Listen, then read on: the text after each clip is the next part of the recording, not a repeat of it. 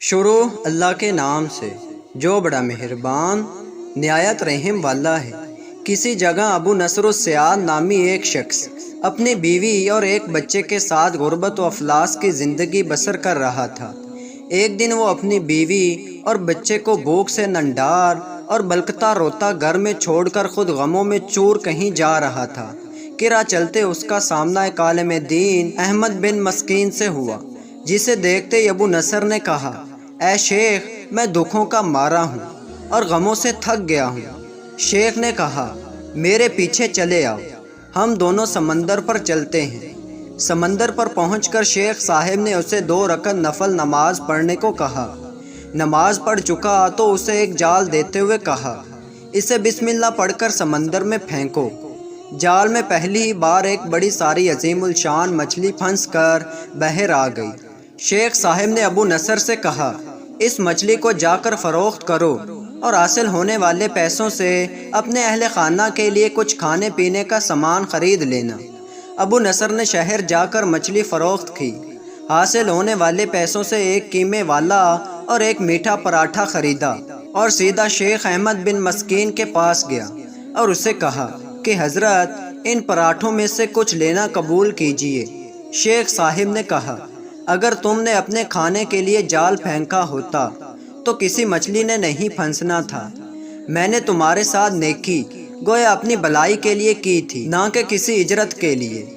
تم یہ پراٹھے لے کر جاؤ اور اپنے اہل خانہ کو کھلاؤ۔ ابو نصر پراٹھے لیے خوشی خوشی اپنے گھر کی طرف جا رہا تھا کہ اس نے راستے میں بھوکوں ماری ایک عورت کو روتے دیکھا، جس کے پاس ہی اس کا بے حال بیٹا بھی بیٹھا تھا۔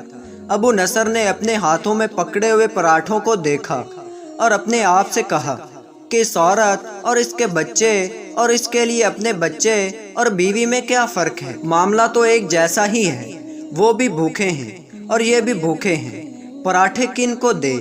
عورت کی آنکھوں کی طرف دیکھا تو اس کے بہتے آنسو نہ دیکھ سکا اور اپنا سر جھکا لیا۔ پراٹھے عورت کی طرف بڑھاتے ہوئے کہا، یہ لو، خود بھی کھاؤ اور اپنے بیٹے کو بھی کھلاؤ۔ عورت کے چہرے پر خوشی اور اس کے بیٹے کے چہرے پر مسکراہٹ پھیل گئی۔ ابو نصر غمگین دل لیے واپس اپنے گھر کی طرف یہ سوچتے ہوئے چل دیا کہ اپنے بھوکے بیوی بیٹے کا کیسے سامنا کرے گا۔ گھر جاتے ہوئے راستے میں اس نے ایک منادی والا دیکھا جو کہہ رہا تھا، ہے کوئی جو اسے ابو نصر سے ملا دے؟ لوگوں نے منادی والے سے کہا، یہ دیکھو تو، یہی تو ہے ابو نصر۔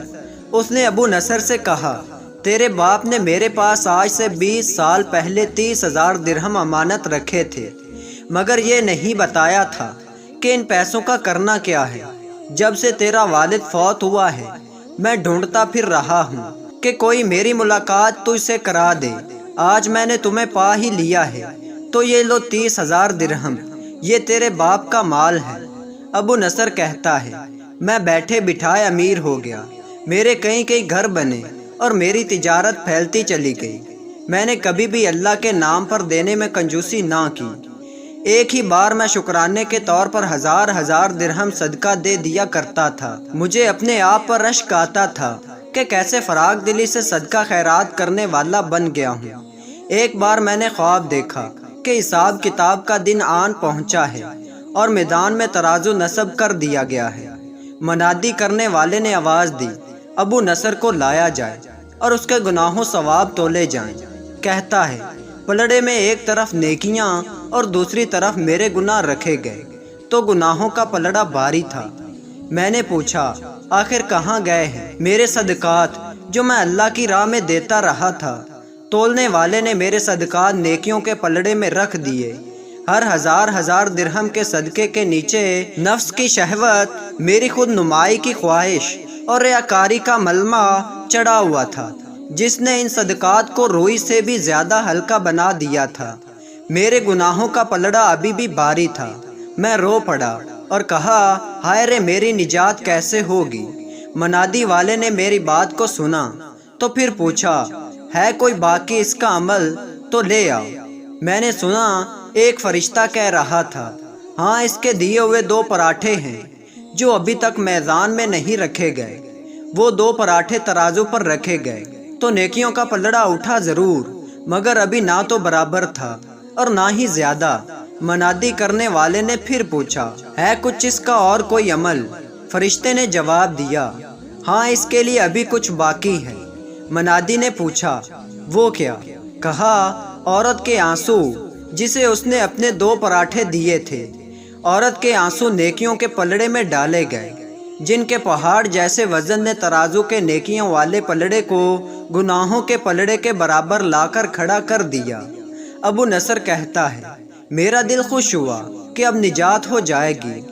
मनादी ने पूछा, है कोई कुछ और बाकी अमल इसका? फरिश्ते ने कहा, हाँ अभी उस बच्चे की मुस्कुराहट को पलड़े में रखना बाकी है, जो पराठे लेते हुए इसके चेहरे पर आई थी। मुस्कुराहट क्या पलड़े में रखी, कई नेकियों वाला पलड़ा बारी से बारी होता चला गया। मनादी करने वाला बोल उठा, ये शख्स निजात पा गया है।